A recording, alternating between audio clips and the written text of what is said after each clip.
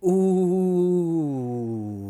we are back with the Deuce Almighty podcast. I'm Deuce Almighty. There's a microphone. I talk into it. Podcast. It is episode nine. Episode nine. Um, and I guess it all started with my Road to Pro series and just kind of seeing and talking about like transitioning into being a professional athlete. And now it's been a month like yesterday since I made my pro debut. So dang, it's happened. It's happened. I took 2 weeks off. Um, 2 weeks ago was Thanksgiving.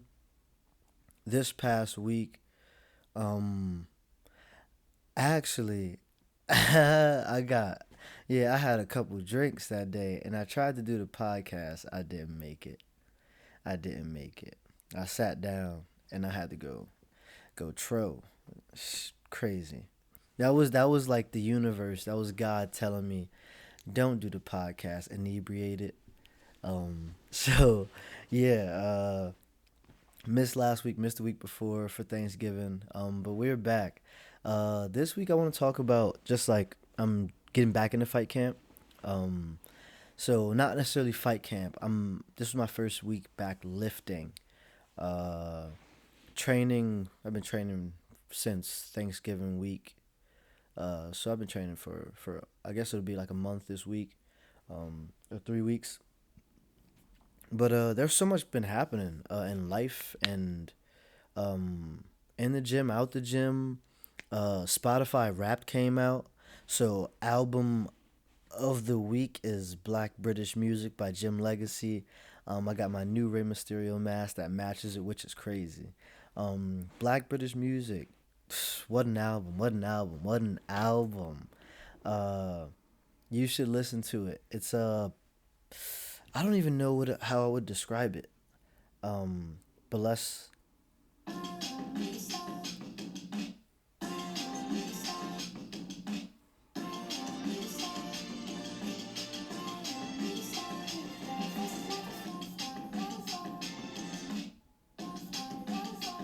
All right. Just a little bit. Just a little bit. I don't want to get copyrighted, even though I'm gonna get copyrighted anyway. But yeah, I've been able to make a lot of music this year as well. We're kind of like wrapping up this year. It's been a very insane year. Yeah, I put out maybe 5 or 6 songs this year. Most of them were old. From my last project, which I dropped in 2020 during COVID. It was called From Me to Us. I actually might put that on streaming next week.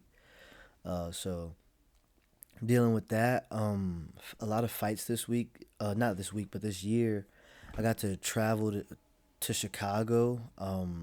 In February or March with Jag to corner him. That was on like my bucket list for this year. I wanted to travel as a coach. And that was super cool. Going to a different town or a completely different state and like being like flued out to fight was very crazy. For the Muay Thai people, I'm sorry, but I low key left the Moncon. I left the Moncol in in Chicago. Not too proud of that. Not too proud of that. But yeah, I left our inswell there too. That's the inswell is the thing that was real hard to do on fight night. Um, yeah, on like the boxing fight night, the inswell. Yeah, I left that in Chicago too. So much shit happened with that Chicago trip. Jag got stopped by TSA because he had a copious amount of food in his goddamn bag, and like they searched him and searched his bag and shit. And then we got to Indiana where our hotel was, and we were like driving to the venue to weigh in, and maybe 2 minutes into the car ride we got pulled over by the cops. I still had my long locks like that. They were longer though, past my chest. I still had my locks, and they yeah them police was not happy with it. Pulled us over, asked for my license, and was like, "Hey, I pulled you over because I can't see your license plate fully." I'm like, "It's a rental car, bro. What do I don't fucking know." Um, and then they're like, "Hey, this license plate doesn't go with your license." I'm like, "Bro, it's a rental car." And they're like, "You're not from here." And I'm like, "Well, yes, we flew here, and this is a rental car."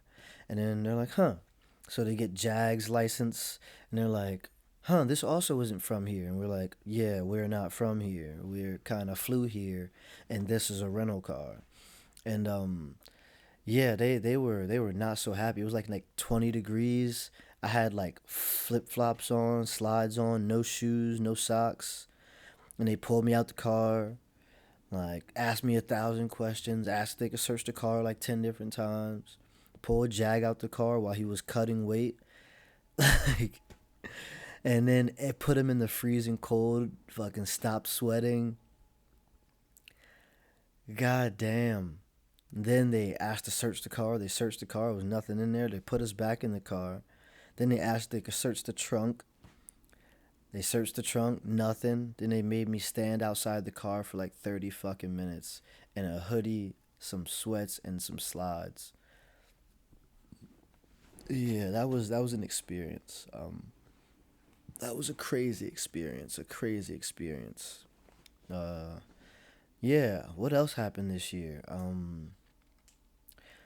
Pretty much me, Jag, Christian. We took like a year off this year. Like we try to kind of like, I don't want to say fight in seasons. It's really like whoever has the most momentum keeps fighting. But also, if it's 8 fighters, we can't all 8 be getting our hands wrapped on the same fucking card. We only got fucking Johnny to wrap some hands. It's gonna be ass, me or Johnny, and I'm not wrapping nobody's hands on my own fight day. Um, but yeah, it was a lot of fights. We had a lot of guys. We had like a pretty good year. Yaros fought like 5 times this year, or like in a calendar year. John Roberts fought 4 times. I think he's 3-1 in a calendar year. Quinn fought 3 times this year. Val fought twice. Yeah, so like it was a lot of fights this year. Recovering from Helene, trying to do that whole thing. Uh, sick year, and a lot of really good music this year. Yeah, that's what I wanted to talk about. Spotify Wrapped. Kind of got into it a little bit, but I want to talk about my Spotify Wrapped, and hopefully y'all have some good ones. Drop your top 3 albums in the comments from your Spotify rap. I want to see it. I want to see it. I'm going to look at it right now. It's so hard to get to it now since, the little button isn't up there. All right, my number one album, or my number one artist. I'll say my top 5 artists. Yeah, I can give you all my top 10. All right, at number 10, we have Navy Blue. Number 9, Kendrick Lamar. Okay, I can say the minutes too. So number 10 was Navy Blue, 930 minutes. Number 9, Kendrick Lamar, 931 minutes. John Bellion, 1,149 minutes at 8. 7, West Side Gun, 1,211. Earl Sweatshirt at 6, 1,219. Maraba, number 5, 1,262. The Alchemist, 1,285 at number 4. Friday, wow. Friday from Philly. Shout out Friday. 1,336. Jim Legacy, 1,822. Black British Music. My album of the year. Uh, Mike, 2,571 minutes listening to Mike. I'll give you my top 10 songs as well. We'll start at 10. Oh, this is a Nola bounce, like a little dance, John. I'm gonna skip a little bit. No, I'll let it rock. I'll let it rock.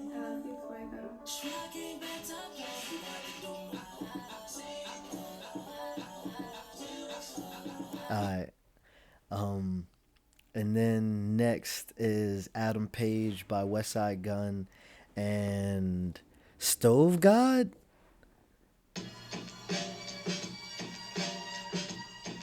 Stove God versus Crazy Man. happening, man? No more, I'm running it. Man, stop asking what it worth, dog. I'm fucking rich. Transparent Soul, by well, which originally is a Willow Smith song, but this is another Nola Bounce song.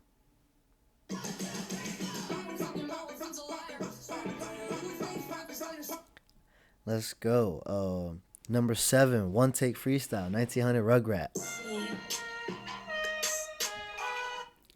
Then we get into number six. This is like where the mic stuff starts showing up heavy. Zombie Part 2.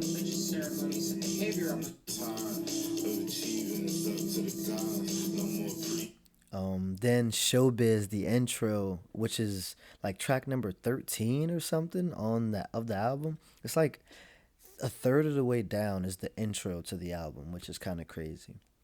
That means you're great. Cool. Stick is number four, Gem Legacy. Number five is Lucky by Mike. Number two, Father by Gem Legacy. Like British music, we've been making asses shake since the Windrush.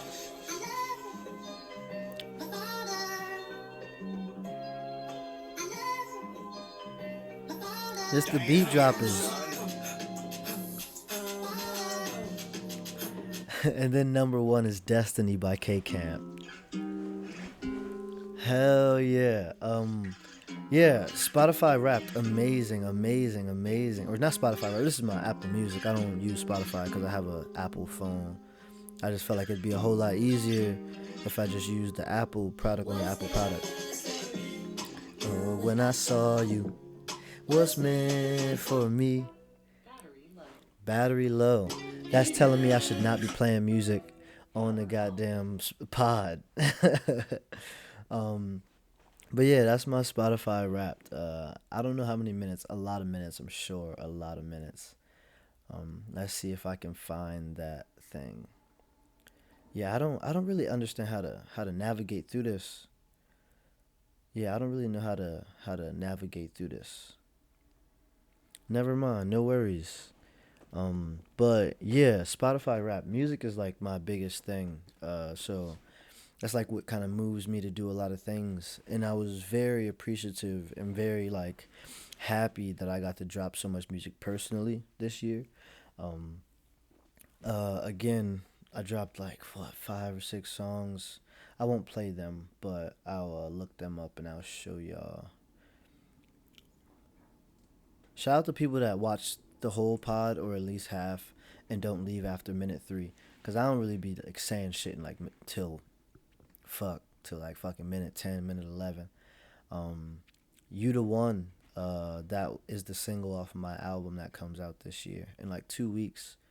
Um, and I'll talk about that in a second. Who, which is a song off of my last project, From Me to Us. Gold Sky was the intro to Me to Us. Fingertips Freestyle was the song I dropped after I dropped that project, preparing for the album that is coming up now, which is called Fingertips. And then Hope Dealer, which is the last song or the outro to my last project, From Me to Us. Um, the My next project is called Fingertips, and it's really about my journey from 2020 until now, and how like so much stuff happened in my life, all while I was like fingertips away from making it. Like I felt like I was so close to getting to all of my goals, and I just kept having setback after setback after setback. Um, the intro is You the One. It's just like, you the one. Like, like I know. And I can feel it in my bones, just a conversation with somebody that I care about. And they're just like, I can, like, you the one. I can feel it in my bones. Like, and shit happens, but like, you just gotta keep your head on. You just gotta stay focused. And that's what happened from 2020 till now. Like, I had a terrible roommate. And like, the only reason the situation went down the way it went is because we were greedy. Me and two of my homies, I lived with them from the moment I moved to North Carolina until 2 years. Well, I'll kind of just tell y'all the things, but me and my two homies, we lived together. We lived in like an apartment for a little while, for what, 1 year, and then we got like a 3 or 4 bedroom house, something like that, on like half an acre, and and we were splitting like $500 a month rent each, and it was nothing, it was minuscule, and we were like, but what if we could lower it, is being young and dumb, and like people say like you never let anyone move into your house. Like people say that, and I understand why they say that, cuz like it just ruins the entire dynamic.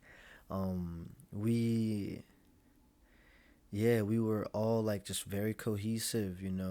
We all worked at the same job. We partied together when motherfuckers wasn't partying, they wasn't partying. When motherfuckers was, like I worked on so much music. Like I dropped like so much music in that time. I was making so much music in that time.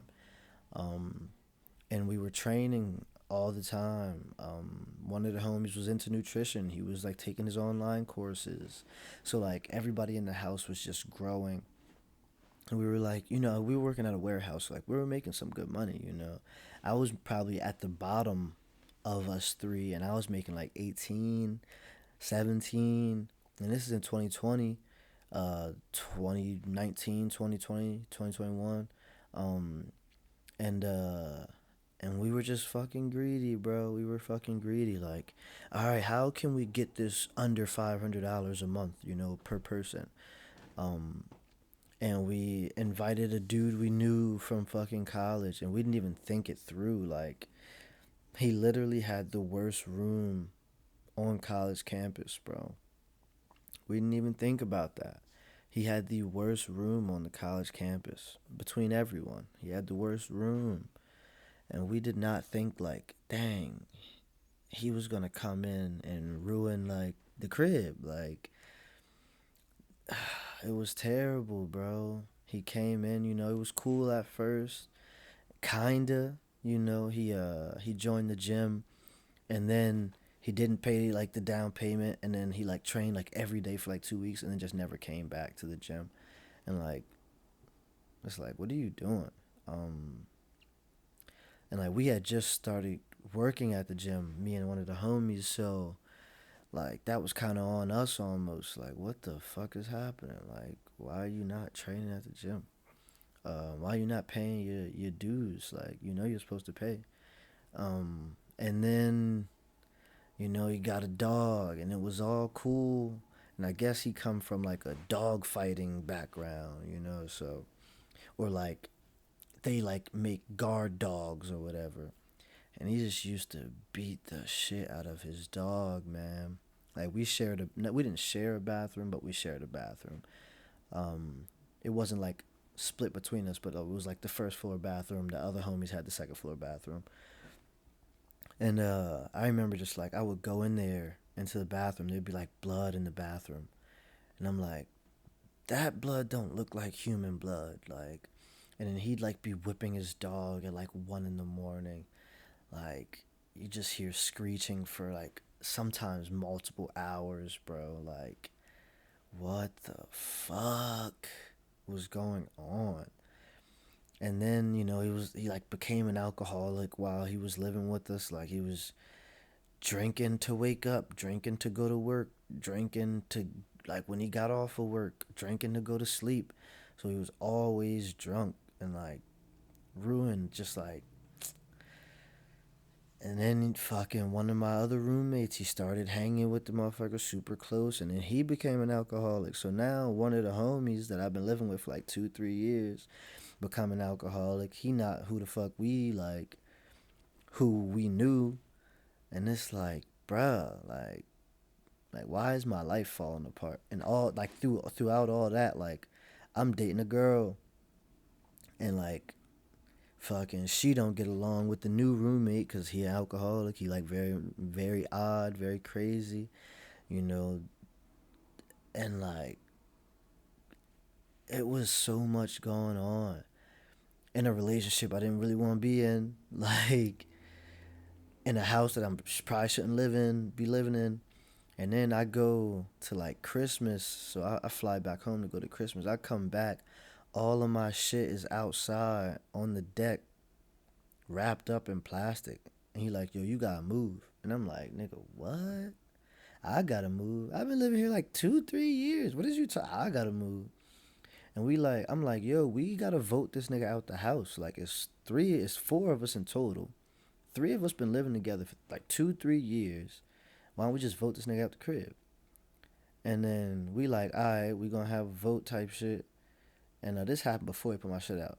Like, but we going back and forth. We like, yo, like, let's vote him out. And then the nigga that he turned into an alcoholic side with him. And I'm like, what is wrong with you, dog? Like, what is up with you? What is up with you? So the niggas you've been cool with for all these years, you gonna like, and the motherfucker is literally beating a dog in your house. He's literally destroying our home. He's literally destroying our home. Holes in the walls out of nowhere, like, and you like cool with that? So then, like a couple weeks or a couple months later, I go home. I come back. Motherfucker took my shit out the crib, and I'm like, oh, these niggas is scheming. So then I move in with the girl I was dating at the time, and now that whole situation fucking crazy. Not it at all, bruh. Not it at all. Like, not it at all. I ain't gonna go to too many of the details because the only people that watch this shit is people that know me. So like, I ain't finna put all our business out there. I do that shit later in life. But like, not sleeping. I wasn't going to sleep till like 3, 4 in the morning. I was waking up at 7 to go to the gym, and I was coaching at the gym from 8 till 2. Then I was training from 5 to 10, and then I was sleeping from 4 to 7 in the morning. Like, and that was my life for like 2 years. And the whole time, I went from 2 fights, and during COVID, I only had 2 fights. And I ended up, by the time me and her split, I had like 10 fights. I'm like 10-0 or some shit like that at that time. Or like 9-0-1. Or like maybe 8-1-1. Yeah, 8-1-1. I lost to Cameron Burton. But like, all of this was happening while I was trying to be successful. While I was fingertips away. Like, I could smell what was about to happen in my life, like all the positive things that were about to happen in my life, and like it was all coming to fruition. Like, I became a coach. I was like just improving as a man, improving as a friend. Um, Maybe not enough. I'm not gonna lie. Maybe not enough at that point. Until me and my ex broke up. Like, I was mid, but I became a much better friend when we departed. Went to therapy, fucking got my life together. Uh, but yeah, so insane, man. So like, wow, and then I just felt like I was so close to making it this whole time. I'm like, bro, I'm winning all these belts. I'm doing all these things. I'm like setting myself up to be successful, and then something just like kind of like push you down, like I finally like live in a house that's peaceful, like me and the homies are getting together. We live in like a nice house, bro, a 4 bedroom crib on fucking half an acre, bro. I know that maybe that's small to some people, but no, 4 bedrooms house ain't small to nobody. But like, it's like up and up and up, and then shitty roommate, and then relationship issues, but then like wins 2, 3 belts, and then it's like issues with my pops, like, and then it's like just bullshit. Like, that's the whole premise of this project. The album is called Fingertips. Uh, it's just like the journey of like being fingertips away. But that's what it is, bro. You never quite get it. You never quite like grasp it. I could never grasp it. It was always just like right there, right there. And that shit, like, I'm so happy that like I'm past all of that. I don't want to say I'm happy that it happened because I'm really not happy that none of that shit happened. I don't think my life improved because of all that shit. Like, it really didn't. I was winning fights when it happened. I was winning fights after. Um, I fucking had friends before. I had friends after. Uh, I guess the only thing that really came out of it was fucking therapy. That's like the only thing that came out of it. Was going to therapy. But like, bro, my life was terrible. I stopped listening to rap for like a year or two when I was dating that girl, cause like I just the music. If y'all know the music I listen to, like Navy Blue, Mike, Earl, like that's not some music you listen to and shit. You dating a white woman. I'm black, bro. I'm a pro black man dating a white woman, and that shit was irking me every day. Like, and that shit was like fucking with my spirit every day. Like every day. I was like, that's not what we on for real. And that's not to disrespect nobody. Well, if you a black man, you dating a white woman, this is disrespect to you. But yeah, it was just wild. Like I didn't feel like myself. I feel like I was just floating. Like I was like in like no man's land. What's that shit called? Where like you die but you ain't go to heaven or hell yet. Like I forget what that shit called.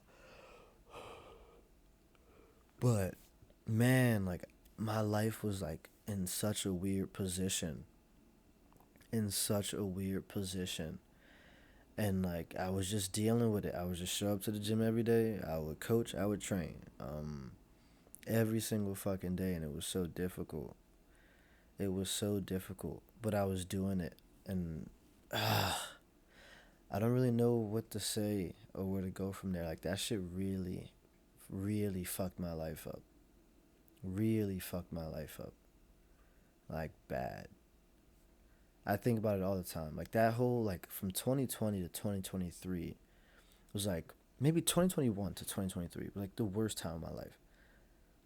Like shitty roommate, like didn't didn't know who the fuck I was or lost who I was and who I fucking had built to be, like lost all the work that I was doing from 2019 or 2018 till then, like, and it just all went out the fucking window, man. All went out the window, which was some bullshit. And it still ticks me off. It still ticks me off because it was like decisions that we made out of greed. Um, and with my relationship, a decision I made like that because I felt like I was doing the right thing, There's a woman that's like very nice, like very very good to you, and she's around you, hang out with her all the time. She's a good person. She's pretty cool. And you're like, dang, like that's who you're supposed to date. That's someone that you're supposed to marry. Because they're a good person. They get you things. They do this. They do that, and like they have like a nice family. And you're like, dang, like that's someone that I should be with. But it's like it's deeper than that.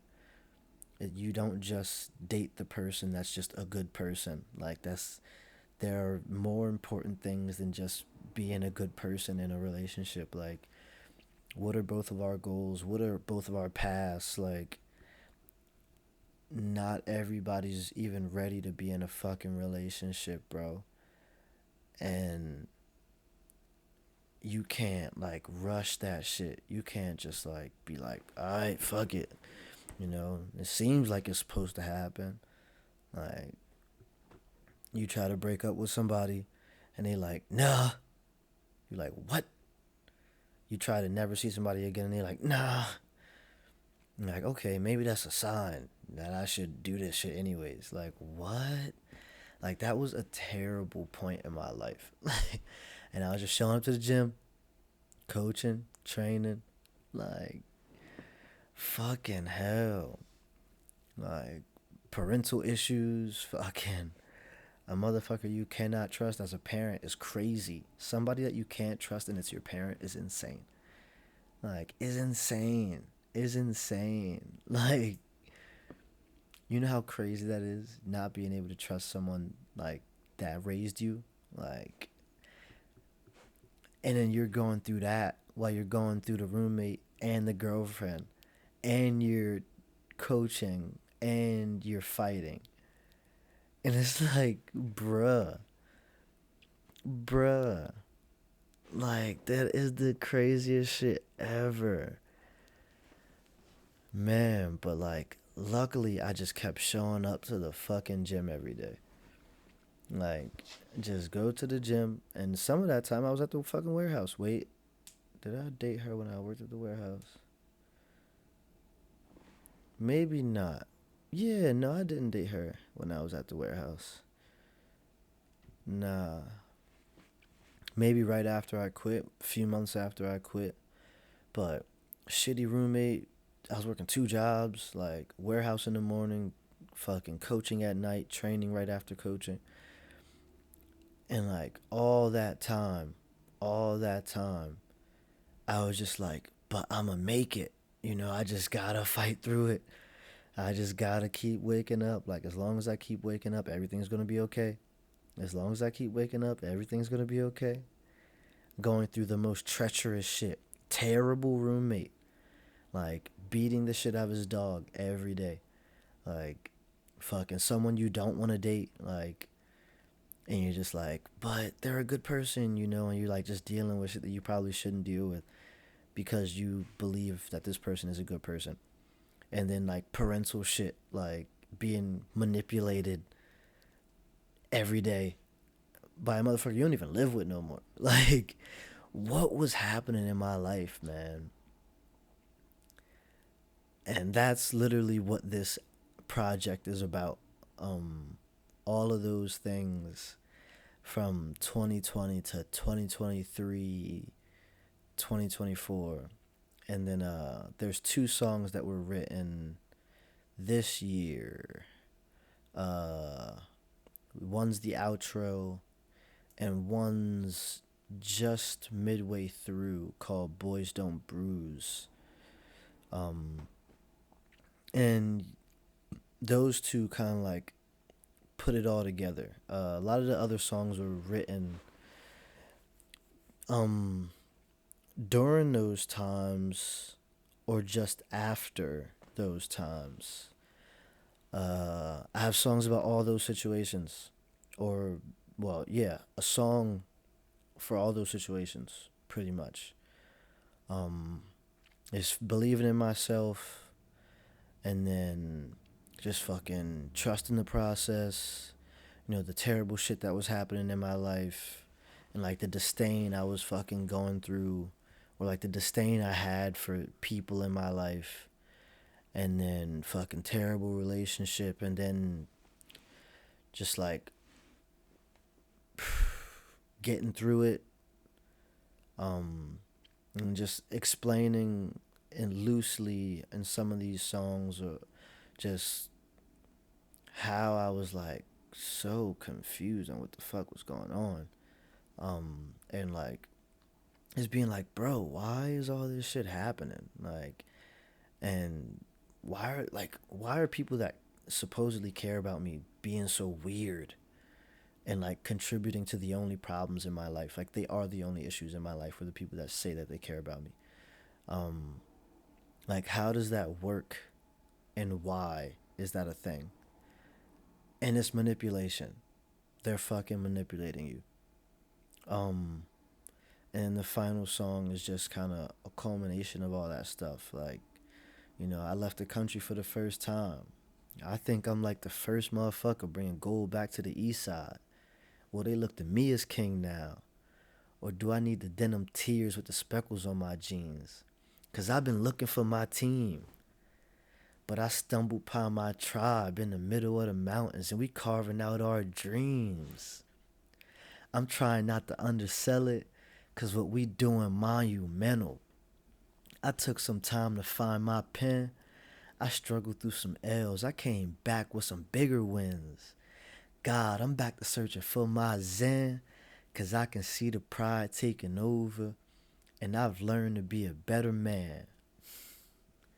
My shorty, all I could ask for, we fingertips away. I made some promises last fall.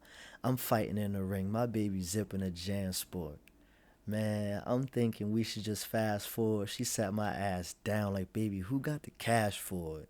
We chuckled and laughed like, I guess you gotta tend to your chick to put some eggs in a basket. Like, what?